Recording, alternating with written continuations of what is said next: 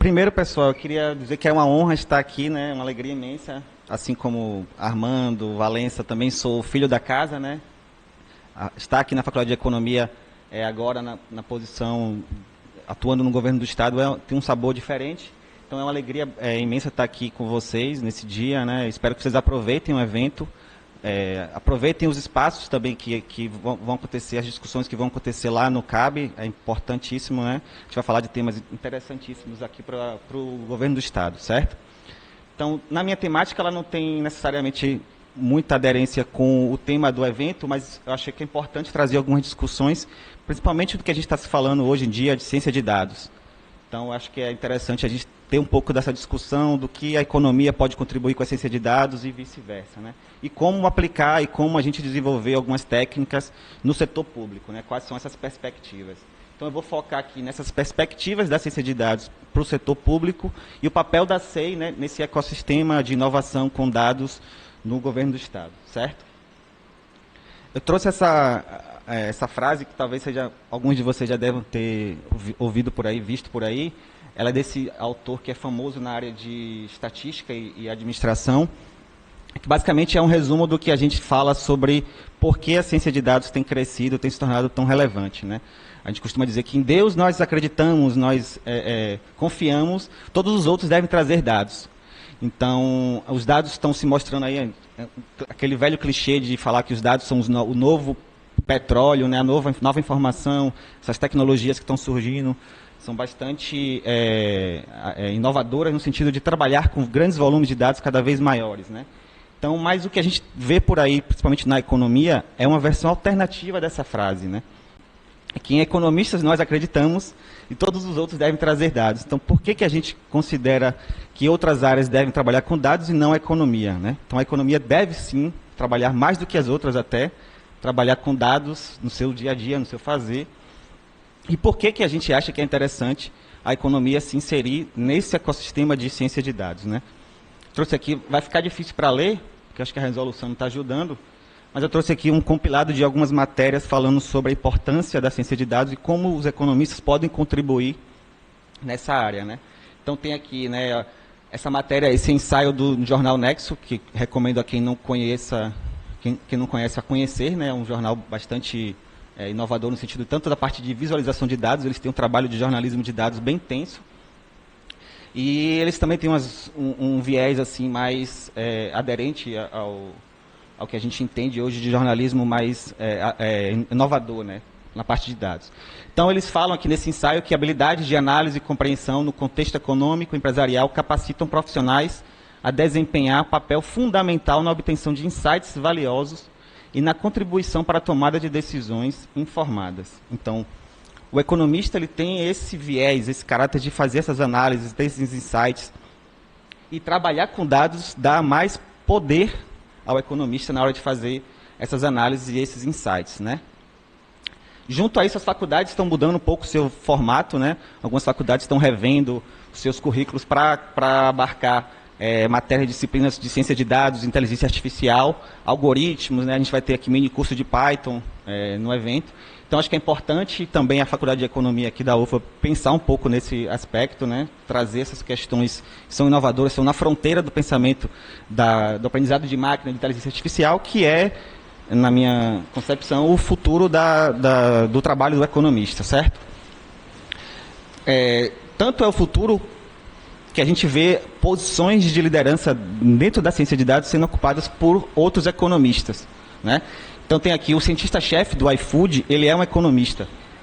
Trouxe essa matéria, né? Basicamente ele faz uma análise do porquê que ele acredita que cientistas de dados podem ser economistas e a importância da economia para a ciência de dados. Então vou tentar ler aqui, já que vocês não devem estar conseguindo. Para o cientista de dados não é necessário ter a formação em tecnologia, estatística ou computação. A carreira de Sandor Caetano, que atualmente é o cientista-chefe de dados do iFood, mostra a versatilidade da profissão. Ele é formado em economia e aprendeu a programar almejando seguir a carreira de trader no mercado financeiro, o que acabou se tornando porta de entrada para um mundo novo para ele. Então, o mercado financeiro acaba sendo uma porta de entrada importante, já que a análise de séries temporais é uma tendência, é uma regra da atuação, né, do mercado financeiro. Mas há várias outras perspectivas, né, de atuação nesse formato do economista dentro da ciência de dados. Então é importante que vocês mergulhem cada vez mais na parte de programação mesmo, computacional, para que vocês estejam inseridos nesse contexto, certo? E por que estudar ciência de dados? Por que estudar algoritmo, inteligência artificial, aprendizado de máquina, né? Porque, por exemplo, os investimentos estão crescendo cada vez mais, né? Essa notícia foi da segunda-feira agora, recentemente, a Amazon anunciou esse investimento, nessa compra, esse investimento de 4 bilhões de dólares numa startup de inteligência artificial para concorrer com o ChatGPT e outras ferramentas de assistente virtual, né, baseado em inteligência artificial. Então, os investimentos só estão começando, ainda tem muita perspectiva para frente, e são valores assim monstruosos que estão sendo aplicados nessa área, né? Além disso, a profissão de analista e cientista de dados tem se tornado a mais relevante do Brasil e do mundo, né? Essa matéria também da semana passada do jornal Época mostra que as profissões as atuações de analista e cientista de dados são as mais relevantes, serão as mais relevantes até 2030. Imagino que nesse tempo aí vocês já estarão formados, né? Então é bacana se inteirar do que está sendo feito nessa discussão e poder se inserir nesse mercado de trabalho cada vez mais amplo, né? Então, o papel do economista nessa área, cada vez crescente, tem se tornado mais relevante. E como fica no setor público, né? Como é que a gente trabalha no setor público em relação à ciência de dados, à questão do papel do economista enquanto analista de dados e analista de inteligência artificial, certo? O que a gente mais tem no setor público são justamente dados. Então, eu trouxe aqui um compilado de várias bases de dados que a gente trabalha no nosso dia a dia. Armandão, Urandi, o pessoal trabalha muito com dados secundários, dados primários também. A CEI também coleta os seus dados primários. Tem aqui censo, CadÚnico, censo escolar, PNAD contínua, dados de DETRAN, dados de saúde. Então, a gente lida diariamente com um conjunto vasto de bases de dados disponíveis sobre diversos aspectos, mercado de trabalho, condição de moradia, enfim. E aí, a aplicação dessas técnicas, essas técnicas modernas, ela pode ser feita de várias formas. Eu trouxe aqui apenas umas 3 perspectivas que a gente já desenvolve lá na CEI, que podem ser aplicadas em outros setores, né? Do ponto de vista da eficiência operacional, o uso de análises preditivas, a otimização, pode reduzir custos e melhorar a alocação de recursos. Na CEI, a gente fez um trabalho em parceria com a Secretaria de Administração do Estado, no sentido de criar um novo indicador, um índice de aprimoramento dos contratos, de atualização dos contratos de administração pública, né? Por exemplo, como calcular o reajuste de contratos de empresas terceirizadas da área de segurança. Então, a gente ajudou a Secretaria de Administração a desenvolver esse novo método, né, essa otimização, essa eficiência operacional, com base em dados de nota fiscal eletrônica. Eu vou falar um pouquinho depois sobre esse projeto, mas a ideia é que a gente consiga usar cada vez mais essas informações, esses dados, esses registros administrativos, para ter uma eficiência maior, né, do governo, do Estado e outros órgãos também da administração pública. Além disso, o nosso fazer da CEI é o aprimoramento contínuo de políticas públicas, né? Então, essa análise de dados permite que a gente, né, tome decisões mais embasadas, gerando políticas mais eficazes, mais eficientes. O nosso dia a dia, né, dentro do ciclo de planejamento, a gente está aqui, Valência representando a Secretaria de Planejamento, a CEI tem um papel importante em ajudar a elaborar os diagnósticos, a realizar as avaliações. Então, a análise de dados está inerente no nosso dia a dia, certo? E a parte de inovação e desenvolvimento são aplicações de técnicas avançadas para impulsionar a inovação em serviços públicos, né?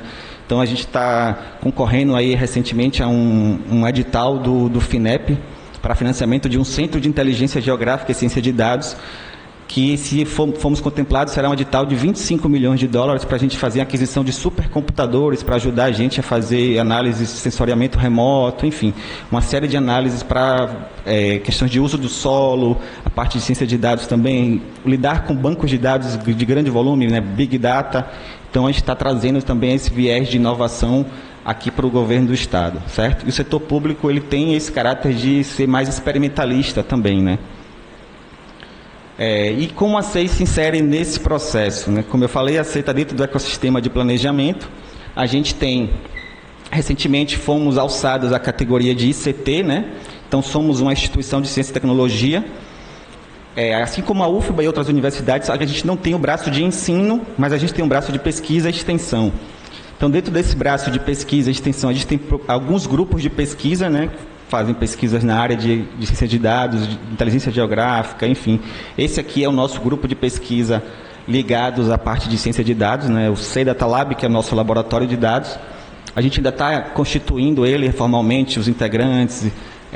Tem alguns parceiros da Universidade Federal da Bahia, então a gente está tentando abranger um pouco mais esse laboratório e essas análises voltadas para esse grupo de pesquisa. Dentro disso também a gente faz alguns estudos colaborativos, a gente tem essas as plataformas da SEI, né? O SEI Colab, que é mais voltado para estudos mais qualitativos. A gente reúne pesquisadores dentro de uma temática e aí vai discutir de forma qualitativa essa temática, os temas que estão sendo discutidos. Temos o SEIGEL, que é o nosso portal de geoinformação, todos os nossos cartogramas, mapas, materiais da área de geo mesmo estão disponíveis aqui, e o Infovis Bahia, que é um braço do C-Data Lab da parte de visualização de dados, certo? Eu vou falar um pouquinho dele mais lá para frente. Então, recentemente também, junto com a constituição de CT, criamos essa coordenação, que é uma coordenação de inovação em ciência de dados, né, dentro da diretoria de pesquisas, que a gente tem esses 4 braços aqui, a parte de engenharia de dados, onde a gente faz extração, tratamento de dados de Big Data mesmo, né, com dados de grande volume, registro de nota fiscal eletrônica. A gente tem um cluster de processamento paralelo distribuído para trabalhar com esses grandes volumes de dados. A parte de ciência de dados, especificamente junto com métodos quantitativos, que a gente realiza essas análises. Eu vou mostrar também lá para frente alguns estudos que já foram desenvolvidos dentro dessas áreas. A gente faz a parte também de avaliação, de políticas públicas. E esse braço de visualização de dados, que é o nosso Infovis Bahia. Não sei se vocês já conhecem o Infovis, mas é um portal que a gente trabalha 100% em Shine, em R, né? Então ele é feito 100% em linguagem de programação. Algumas coisas a gente usa um HTML, um CSV para fazer algum ajuste, mas basicamente o que a gente trabalha no Infovis é em R, certo? Então a gente tem alguns servidores robustos, servidores virtuais que a gente armazena esses conjuntos de dados e a aplicação em si, né?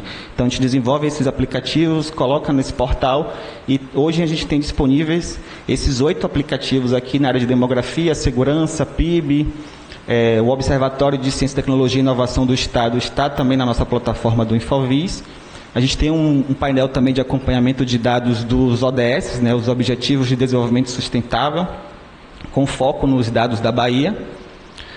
Tem um painel também específico sobre mercado de trabalho, lá que vai ter informações sobre a RAIS, CAGED, um painel sobre dados da agricultura e o nosso pioneiro, que foi o painel de acompanhamento do coronavírus, né? Então, essa iniciativa surgiu lá em 2020, durante a pandemia ainda, a gente das nossas casas, em regime de home office, tomamos a ideia de criar esse painel para acompanhar como é que estava a situação do coronavírus no estado da Bahia, certo?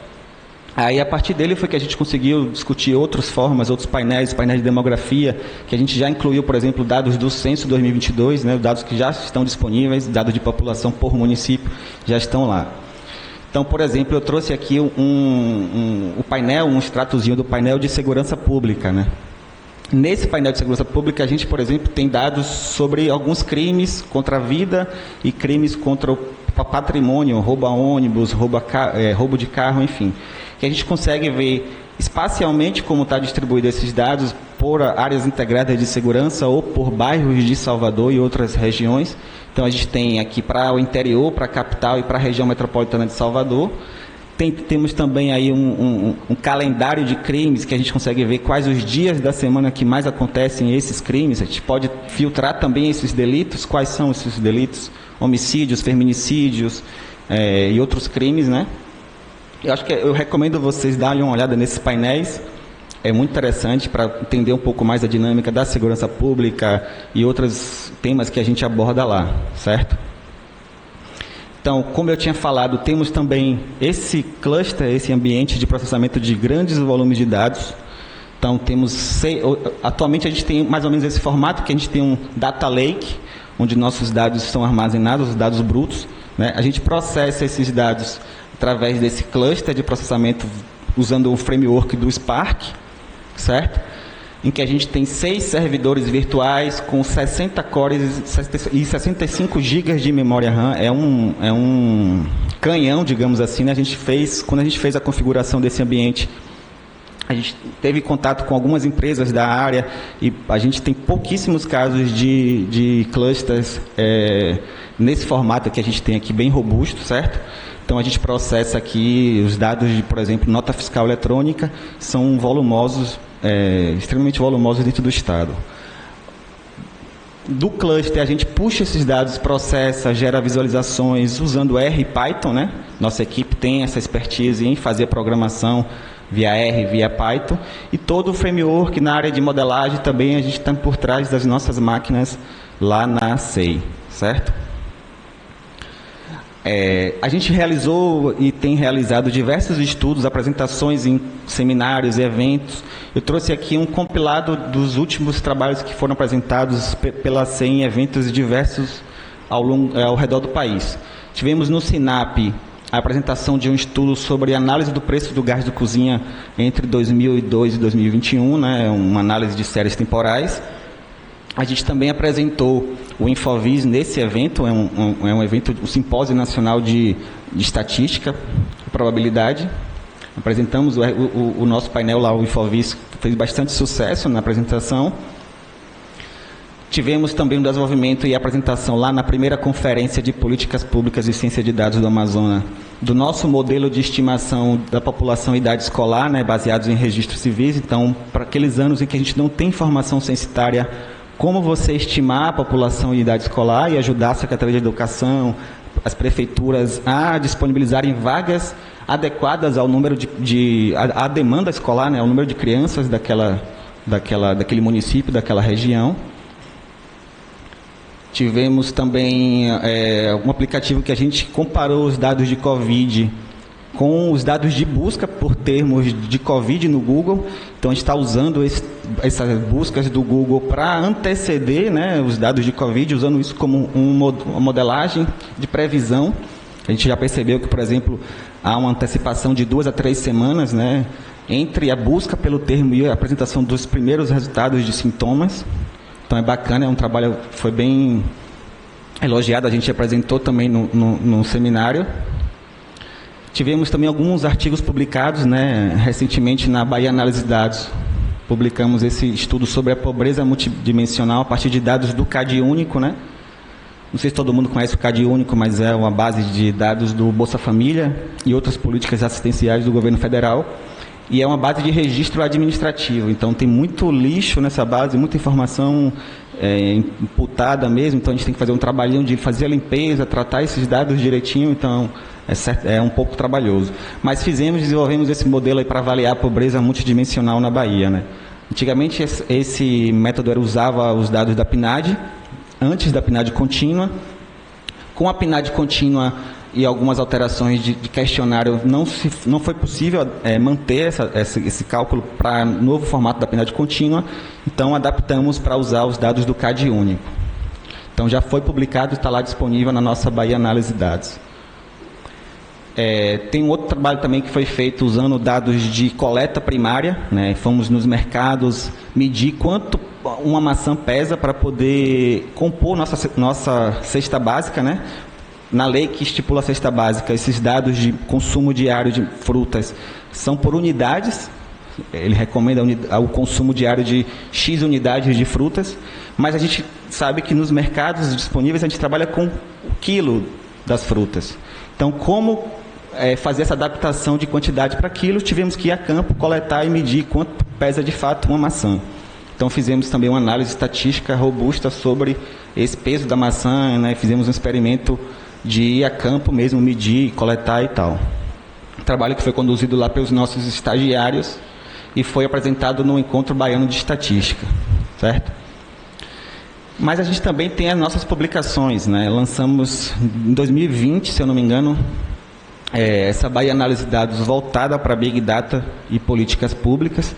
Então, tem uma série de publicações lá. Imagino que daqui para alguns anos a gente vai ter que soltar um volume 2 dessa publicação, né? E aí já convidando vocês a contribuir com esse trabalho. Então, confiram lá, está disponível nos nossos portais da SEI, né? Dá uma olhadinha, os artigos que foram apresentados lá, as discussões que foram feitas, certo? É bem interessante.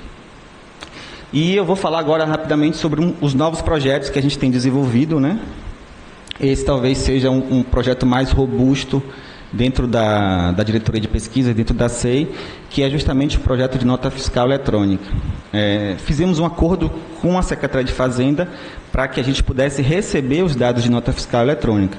Então, quando vocês vão em qualquer estabelecimento comercial que registra a nota fiscal daquele produto, a gente recebe esses dados. A gente não recebe esses dados identificados. A gente não sabe quem foi vocês que compraram, quem são vocês e compraram, mas a gente sabe onde vocês compraram e o que vocês compraram. Então, a ideia é que a gente consiga usar esses dados para, por exemplo, desenvolver diversos estudos, como vigilância em saúde com o uso de inteligência artificial para monitoramento de consumo atípico de fármacos. Ou seja, a gente analisar como é que se vai dar o consumo de determinada cesta de medicamentos em farmácias, estabelecimentos comerciais do tipo, e como se dá a relação entre esse consumo desses medicamentos com algumas doenças, né? Então, nossa ideia é criar esse modelo de monitoramento mesmo para avaliar por bairro da cidade, esse projeto especificamente para Salvador, e verificar como a gente pode anteceder possíveis surtos e epidemias com base no consumo, né, na automedicação da população, certo? Um outro estudo também é que a gente está pretendendo fazer o cálculo dos impactos de eventos na atividade econômica regional com o uso de Big Data, né? Esse grande volume de dados de nota fiscal eletrônica. A ideia é que a gente consiga mensurar mais assertivamente o impacto de eventos como, por exemplo, o Carnaval de Salvador. Hoje a gente tem uma ideia, né? Na época da PED, a gente fez uma pesquisa de campo para calcular os impactos, como é que se dava a questão do carnaval, por exemplo, como é que os trabalhadores lidavam com o carnaval, mas a gente não tem números muito exatos sobre como se dá o impacto na atividade econômica. Então, a gente consegue agora, com dados de nota fiscal, medir o comportamento da atividade econômica antes, durante e depois de determinado evento. Então, pode ser para carnaval, São João. A pandemia também é um evento, né? A gente está tratando desse tipo de evento também. E eventos que são realizados pelo governo do Estado no interior do Estado também, né? Então, o governo trabalha um pouco no escuro em relação aos patrocínios dos eventos que são feitos. E a ideia é que a gente consiga ter um pouco mais de noção e dados mais assertivos, certo? Eu trouxe aqui também um outro que é muito parecido com o anterior, mas ele é voltado para o impacto de instalação de empreendimentos, né? Então, trazer uma fábrica de automóveis, a BYD, outros empreendimentos também como hospitais públicos, hospitais regionais, como é que a economia ao redor desses equipamentos responde, certo? Então, é um projeto que também está na nossa alçada, e estudar também os fluxos comerciais entre os municípios do Estado, né? A gente vai ajudar a diretoria de indicadores de estatística a melhorar a tabela de recursos e uso, a melhorar a matriz de insumo-produto, usando os dados de nota fiscal eletrônica, certo? E aí eu trouxe aqui um resuminho, né, meu tempo já está estourando, de como trabalhar com a SEI, né, diante de tudo que a gente já viu, que eu já mostrei aqui, de trabalhos que foram feitos e os trabalhos que estão na perspectiva futura de serem feitos. Então, como vocês podem estar trabalhando com a gente? Primeiro, como eu já tinha mencionado, a gente se tornou uma ICT, nós temos agora grupos de pesquisa. Então, nós temos esse grupo de pesquisa específico no nosso C-Data Lab, que é voltado para a ciência de dados, mas existem outros grupos de pesquisa. Certo? A gente está para aprovar agora a política de bolsas, né? A ideia é que a gente consiga pagar bolsas a pesquisadores envolvidos nos nossos projetos. Então, ainda tá em fase de aprovação essa política, mas a ideia é que a gente consiga ter esse fôlego e esse recurso para disponibilizar a pesquisadores. Temos também um REDA, né? Uma contratação temporária voltada também para a atuação nessas áreas de engenharia, ciência de dados, análise de dados e outras áreas também. O concurso público está para ser aprovado, né? Essa é uma carreira específica da SEI, é uma carreira da qual eu sou integrante, né? Então eu sou um entusiasta dessa carreira. A gente está precisando fazer algumas reformulações nessa carreira, mas está uma perspectiva de realização de concurso nos próximos meses, acredito eu. E também cargos em comissão. A gente tem algumas pessoas aqui que trabalham na SEI com cargos em comissão. Então, essas são as formas de ingresso, vocês podem trabalhar com a gente, desenvolver essas pesquisas, né? A SEI está aberta também a receber vocês, vão lá fazer uma visita, vão conhecer a nossa biblioteca, Rômulo Almeida, vão discutir com a gente, vão conversar, ouvir o que a gente tem a falar, a gente vai ouvir vocês também, certo? Então era isso, gente. Eu deixei aqui meu e-mail, meu telefone, meus contatos. Se vocês quiserem entrar em contato, dúvidas, sugestões, qualquer coisa do tipo, estamos à disposição. Tá bom? Obrigado.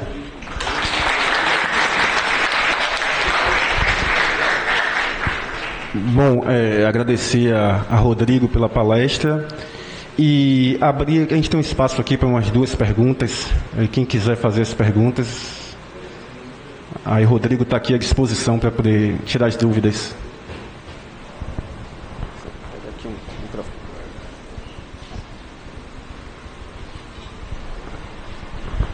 Tá ligado?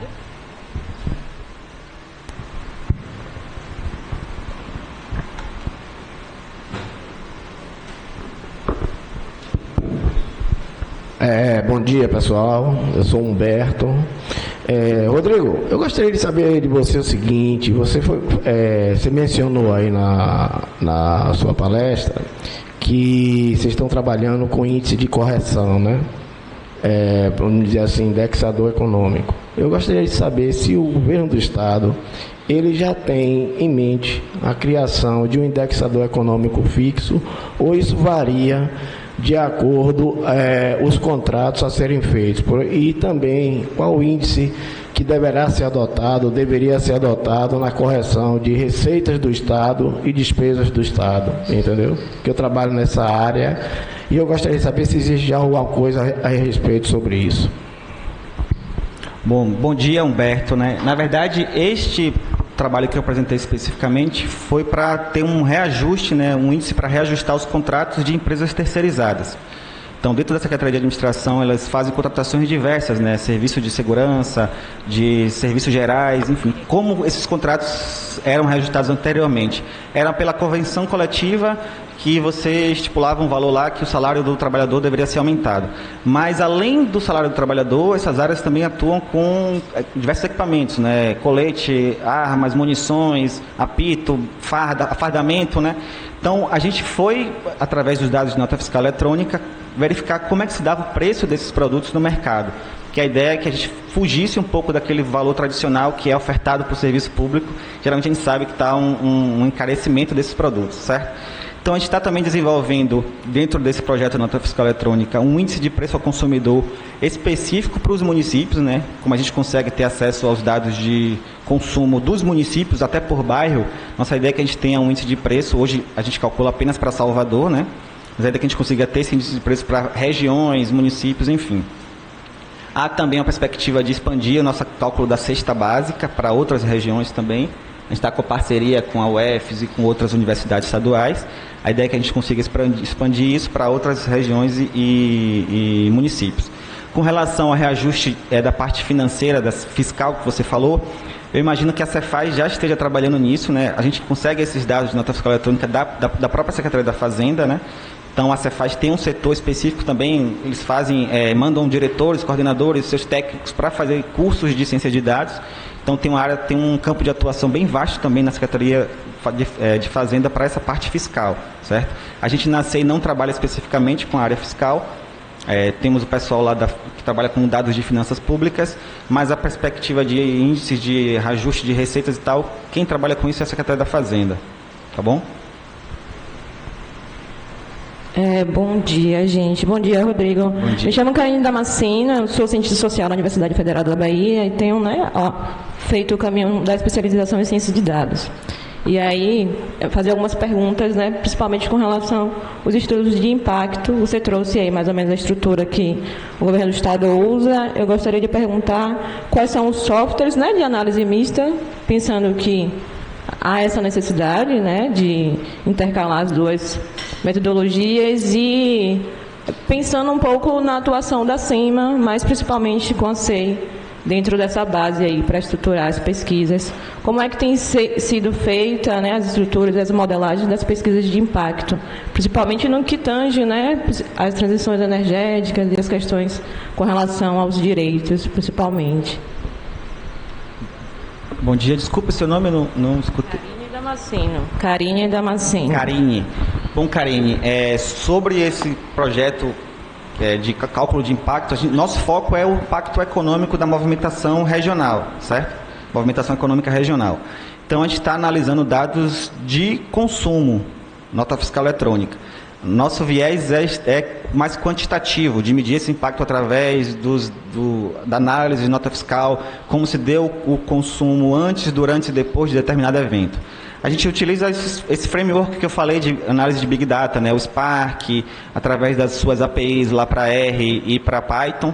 Então, a gente tem lá nosso arcabouço, lá tem o Zeppelin, tem o RStudio, a gente trabalha com essas ferramentas mais quantitativas, certo? Ainda não entramos no viés qualitativo para esse projeto específico, a gente já faz outros estudos mais qualitativos na parte de avaliação, mas pensando especificamente nesse cálculo de impactos de eventos, empreendimentos e outras questões, a gente está usando mais a parte quantitativa mesmo. Não sei se eu respondi a sua pergunta. Mais alguém?